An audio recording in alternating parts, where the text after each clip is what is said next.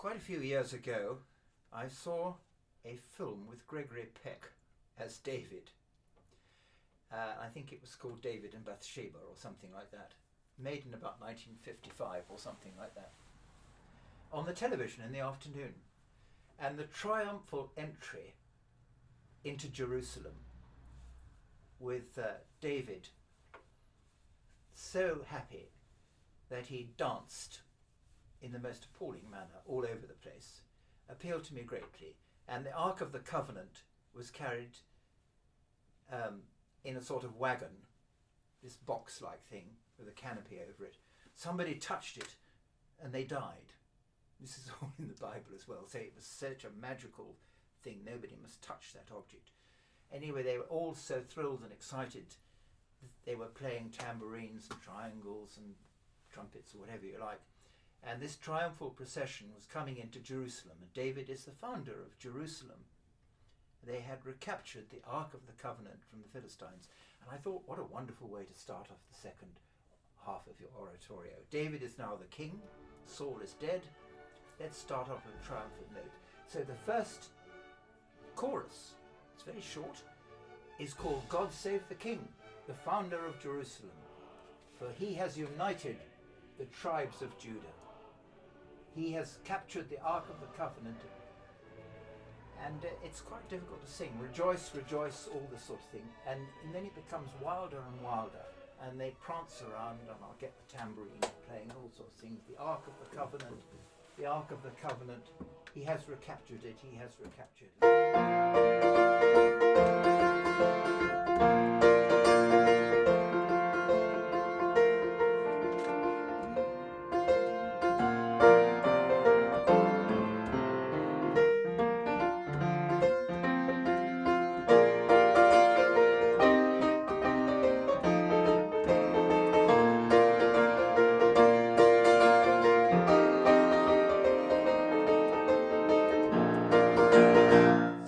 Stops.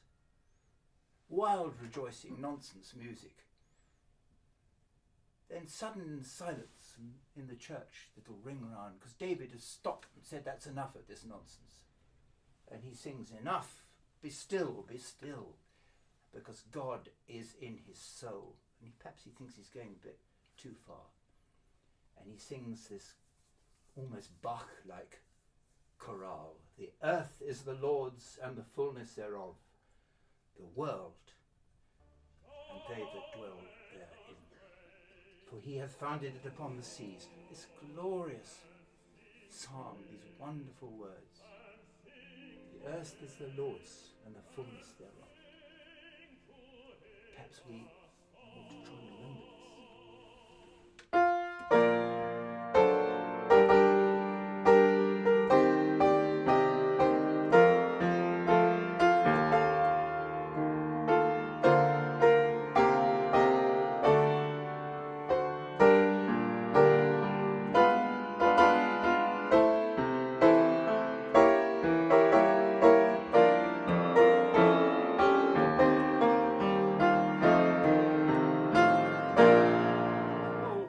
Come in, copying what David had just sung.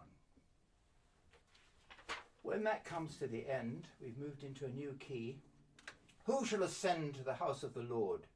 Who shall ascend to the house of the Lord? And I've got a duet going here. We change the mood.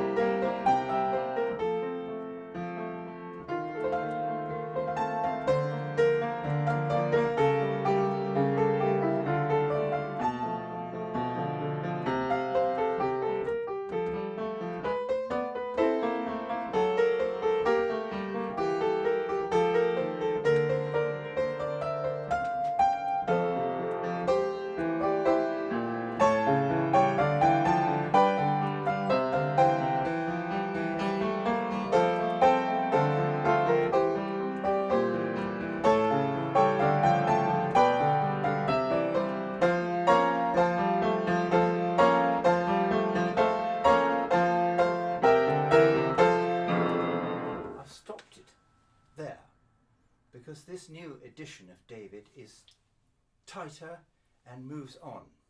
In my first 2 productions I developed that with much more, but I've decided I didn't want it to be more than 1 hour each half.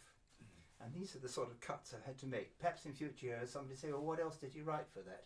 And they'll find quite a lot more going. But I thought that's enough, because I want to keep with the mood. David is still in this frantically happy mood. And then we've got this, and David danced before the Lord, and I bring in a jazz clarinet. How can I play it?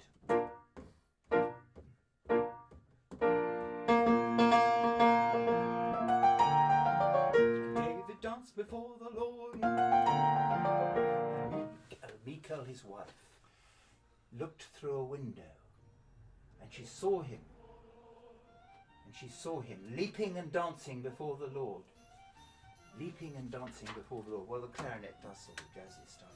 I can't really do it very well on the piano. And she despised him in her heart. But he goes on, and they all sing, and David danced before the Lord, and the clarinet develops, and it becomes wilder and wilder with all this dancing. And then she sings, how glorious was the King of Israel today. This is his wife, who happens to be the daughter of Saul, who uncovered himself in the eyes of his servants. Shame upon you. David says, it was all for the Lord who chose me before thy father Saul to be ruler over Israel. Therefore will I play before the Lord, and I will be yet more vile and base than this in my own sight. And thou whose words I will not heed, leave my sight, out of my life, get out of my life forever. That's how he treats his wife. I'll do what I like in order to take my clothes off and prance around in front of the Ark of the Covenant, and all my subjects I will. This is the other side of David. There's so many aspects of his personality come out in this oratorio. She is, of course, distressed, dejected, and destroyed. And she sings what I think is quite a great piece called Hear My Cry, which is taken again from a psalm. I can't remember the number of it at the moment. And that is an alto, contralto. It's too deep a thing to go into now to play it to you. It's quite long, but I'm very pleased with that. Then we have a pastoral interlude by the orchestra, and now we're getting into the main plot of Act 2 of Oratorio. David is pacing the veranda of his palace because he hasn't got a woman. And he sings, and I made these words up, these are not from the Bible, but I could just see David there on the veranda in the night. I'm so restless, I cannot sleep, my friends have gone away, all gone away. What will happen to me? I don't want to be a king alone who has no one to take into his heart. Now, the music of this is perhaps being played as I speak. This is going to be edited, and we've got a lovely recording of it from previous productions. It's almost musical, isn't it? Rather than the established oratorio, bass aria. And as he sings this, pacing up and down, he comes to a finish, and then he hears this glorious music coming across from the city in the night from another veranda. And this beautiful voice sings how beautiful the night is, how calm and still the air from the desert. The desert is warm and scented. Look above at the stars, how brightly they shine. How beautiful the night is, so silent, so clear. May the Lord look down on Israel. May the cities sleep in peace. And David is completely overwhelmed by the beauty of this sound. And then he, actually in the Bible, he sees her bathing or bathing. And one gets the impression that she's naked in the night. And he's overcome. He sings a duet with her now. And she sings how beautiful the night is, and he's singing, what is this music, this heavenly music coming to me through the night? What is this? Am I dreaming? Now I see her in the moonlight. Her skin is like silk and her hair is dark as ebony. Her beauty overwhelms me. Her beauty overwhelms me. This is a great duet. And then we switch the mood completely and we enter almost Gilbert and Sullivan humour. And he says, "Where is the captain of the guard?" It goes like this.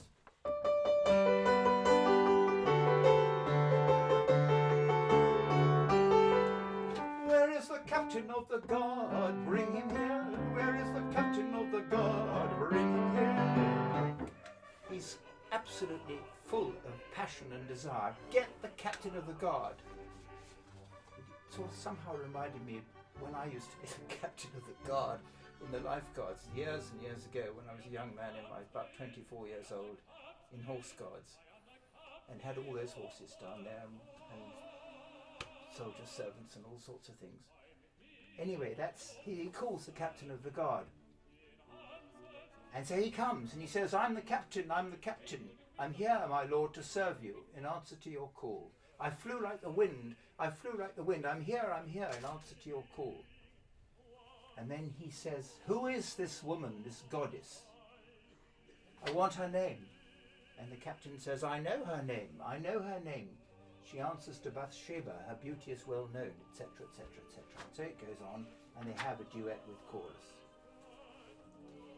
And then he hears her singing again, and she is brought to the palace. And, well, the obvious happens.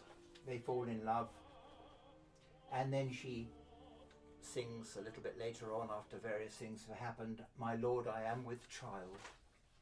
This is a lovely aria.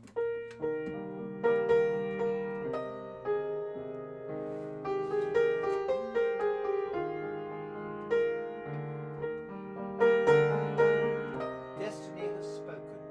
A new life has begun. Glory be to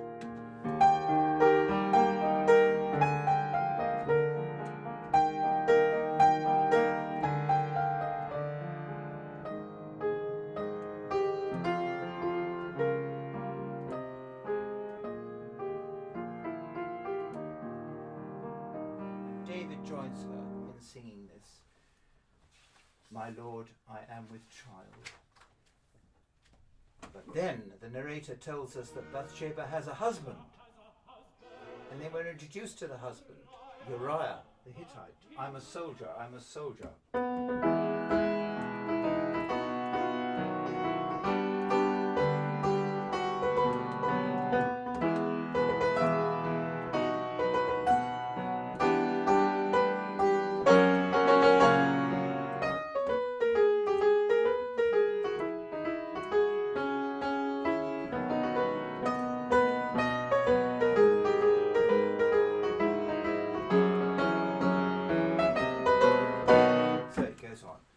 Goes on singing about how he loves David. David is my master, my general, my king.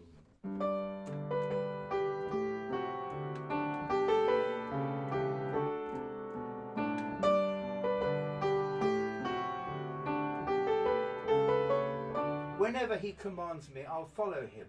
Syrian or Amalekite, it matters not to me. If he gives me a gallant fight, the happier I shall be. So Uriah is quite a chap, and he loves David. David had an evil plan and sent word to the commander of the army saying, set ye Uriah in the forefront of the hottest battle, and retire ye from him, that he will be smitten and die. So David sings that.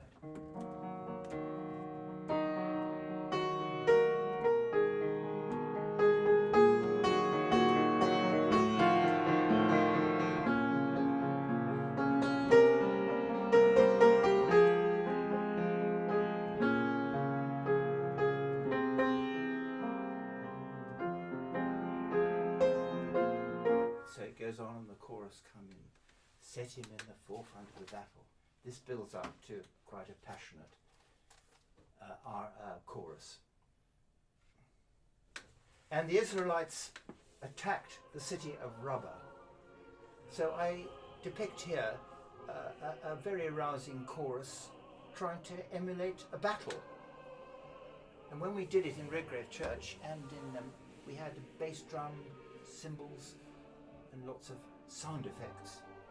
The funny thing was that when we did it in Bury St Edmunds, they were having a firework display in the park.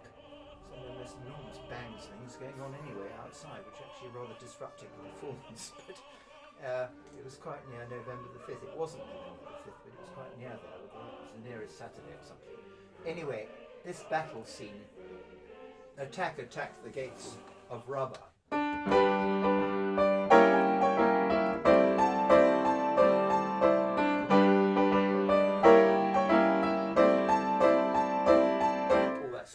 Come, my boys, and charge. Come, my boys, and charge to the gates. Charge.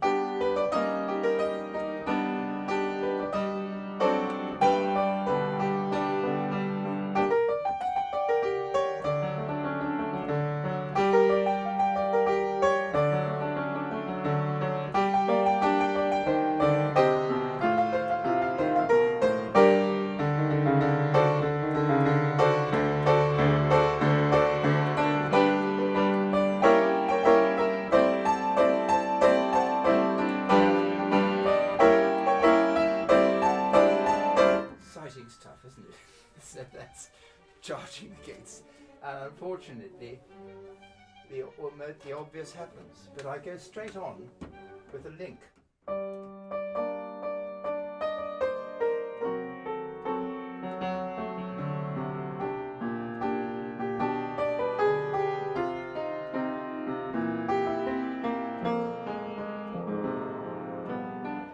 Little link, just as steady as all down.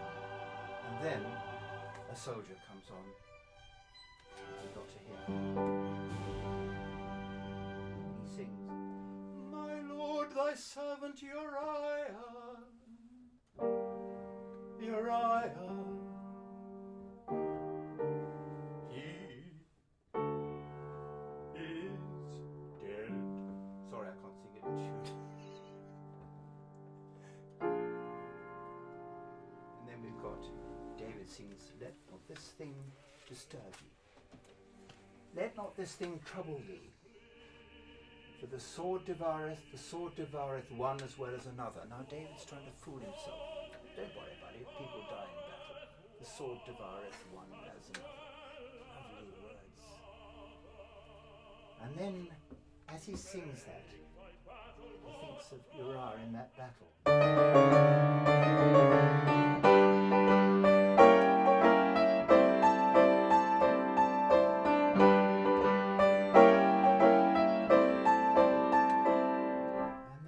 Suddenly says, "Because of me, he's dead." And then the soldier sings, "Let not this thing displease me."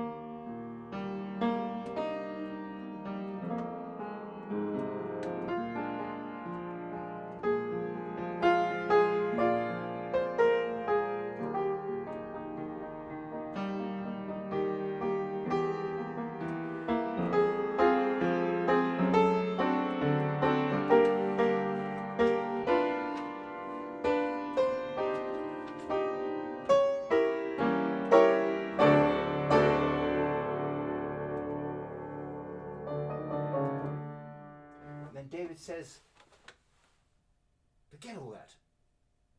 Make the battle more strong against the city and overthrow it." He's realised he's being weak and reverts to being the commander. All right, now David took Bathsheba into his household as one of his wives, and she bore him a son, but a sense of guilt hung over him, and he hoped God had been deceived. He hoped God would never see it. He said in his heart, and this is a big chorus, "God hath forgotten." God hath forgotten, he hideth his face. And I'm sure it's happened to many people in this world, that they've done something very wrong, but they'll get away with it. It won't be noticed. People will forget. God hath forgotten, he hideth his face. That is a pretty massive aria with a chorus ending on a sopranos on a B flat. Those who were prepared to have a go at it was rehearsing last Friday in this room actually, and there were some very strange sounds. But when we've done it with the orchestra and everybody, they seem to get there. Then we come to this business of Nathan the prophet, which was such a wonderful episode. My prep school headmaster used to tell us all this wonderful story when we were aged about 10 or 11 in scripture lessons. And they will ever remain very real to me. We had the sort of teachers in my prep school who were not like teachers today, I think. Anyway, he became very eloquent and impassioned about all this. Nathan the prophet came before the king, and wishing that he should know how grievously he hath done wrong, he told him this story. What a way to tell the king. You don't accuse him straight away that on tell him he's murdered somebody. You tell him a story. And this is the story of Naboth's vineyard. I think it was Naboth. Anyway, there were two men in the city, one rich and the other poor. The poor man had, the rich man hath exceeding many flocks and herds, but the poor man had none, save one little ewe lamb, which he brought and nourished up. And he grew up with his children. He did eat, and he did eat his meat, and drank from his cup. How we know this, how people have got pets. They live so badly, haven't they? And lay in his bosom, and was unto him as a daughter, this little ewe lamb. Consider those words from the authorized version of the Bible. And there came a traveller unto the rich man, and the rich man spared to take from his own flock to provide dinner for this traveller, to dress for the wayfaring man. That's the way they were. He killed the poor man's lamb, and he gave it to the traveller that was come to him. That's the story, which is sung by a baritone. And then David, in a fury of anger, says, "As the Lord liveth, the man that has done this thing shall surely die. He shall restore the lamb fourfold, because he has done this thing, because he has shown no pity." And then this wonderful words from the Bible. Nathan looks at him and says, Thou art the man. And he goes on and says, "Wherefore hast thou despised the commandment of the Lord, to do evil in his sight? Thou hast killed Uriah, and hast taken his wife to be thine own." All that is done, of course, in powerful music. I don't think I should play now. David sings, I have sinned against the Lord. Wash me thoroughly. That comes again from the psalm. Wash me thoroughly from mine iniquities. Cleanse me, I implore thee. I acknowledge my transgressions. My sin is ever before me. This is powerful stuff. And then Nathan goes into a fugue, fast fugue, and they sing, "The Lord hath put away thy sin. The Lord hath put away thy sin.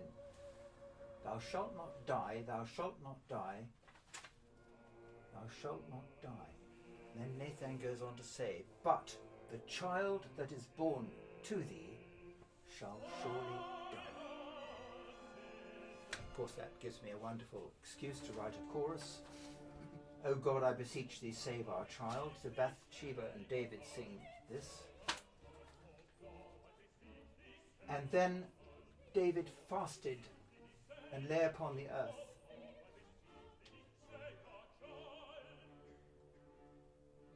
And he would not. And the elders of the house arose and went to him to raise him up, but he would not, neither would he eat bread with them. And it came to pass on the 7th day that the child was dead.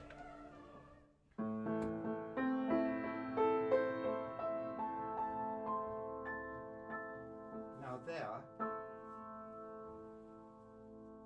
I had to write a great aria because a mother has lost her baby before we go on to other things.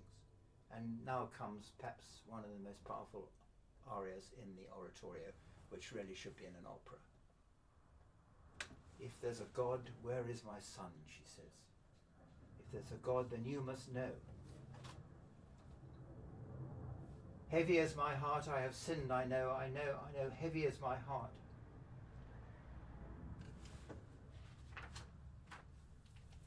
My son. And then David comes in at the end and he sings, there is a God.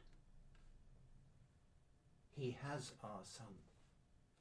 Our punishment is done. Dearly we have paid for the love we share. So hard to bear, God will forgive.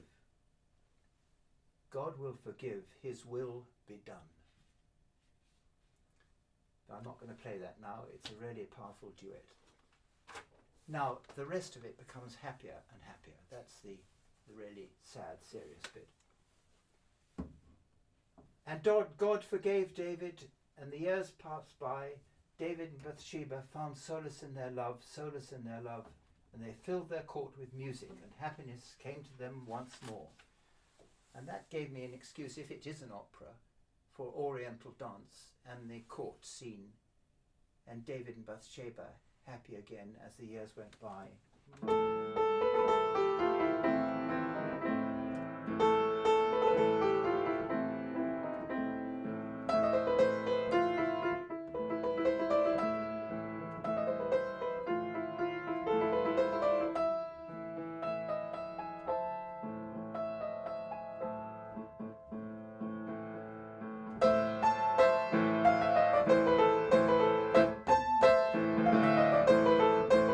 So we've got a court scene, we've got dancing, and we've got a bit of cymbals and those sort of instruments.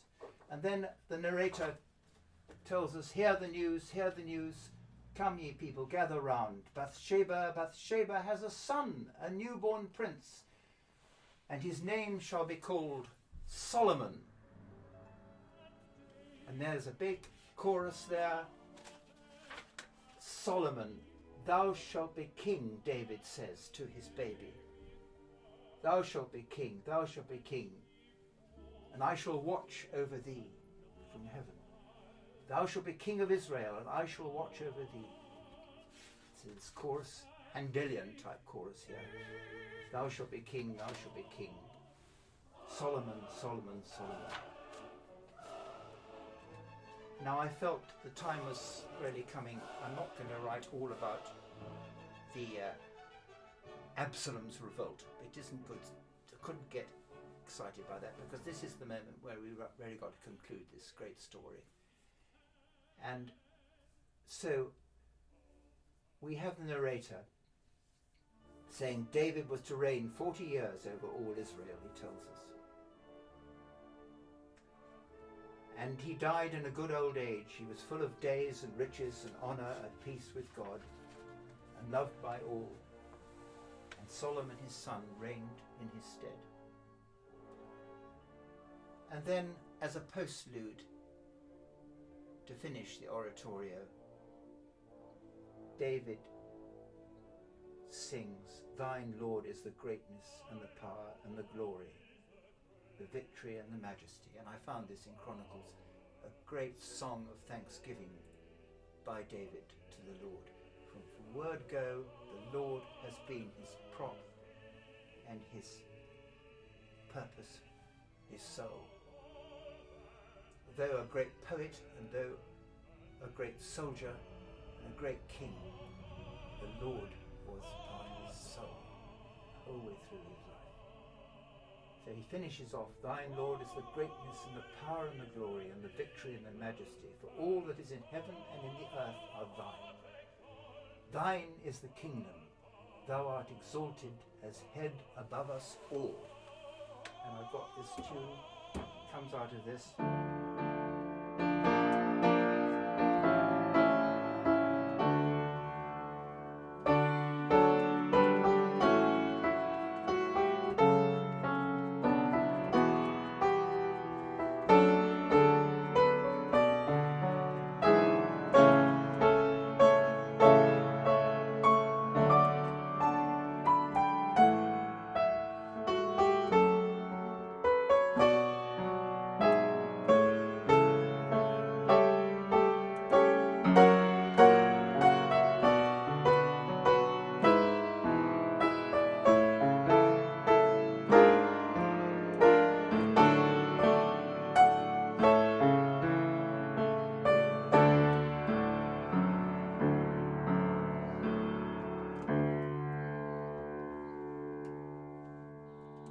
There is a brief resume, run through of the Oratorio David, which will take place in Diss, St Mary's Church, on November the 22nd, Saturday at 7:30 at a concert in aid of the Household Cavalry Foundation. I couldn't have said it any better. Thank you very much. That was so impressive, and anybody who's not going to attend will miss a very big event, I'm sure. Thank you very much. Thank you.